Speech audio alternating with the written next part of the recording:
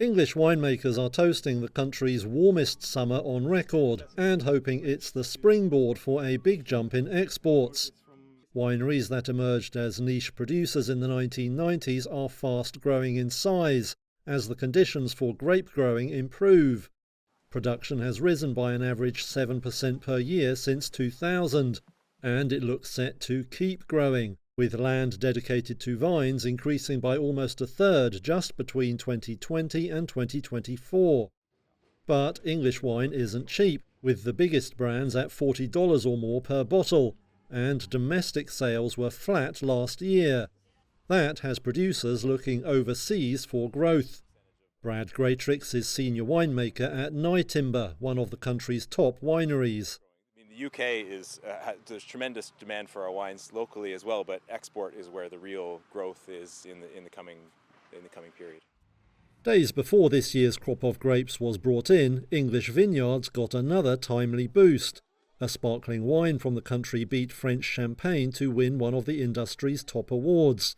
That's the kind of thing that helps boost the profile of English wine in export markets like Japan, China and Norway. At this brasserie in Oslo, sommelier Alexander Iversen says customers are getting a taste for the product. They are quite curious and surprised that they produce wine in England. And then you talk about how they've done it in the 60s, and actually since the Roman age, and the legionnaires didn't want to go to a place if it weren't possibility to either do wines or olives.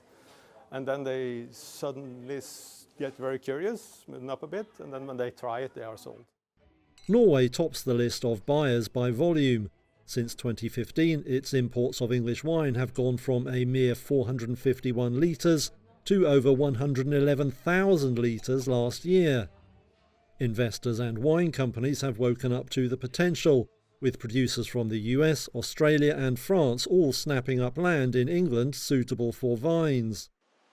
But climate change could yet prove a mixed blessing for winemakers.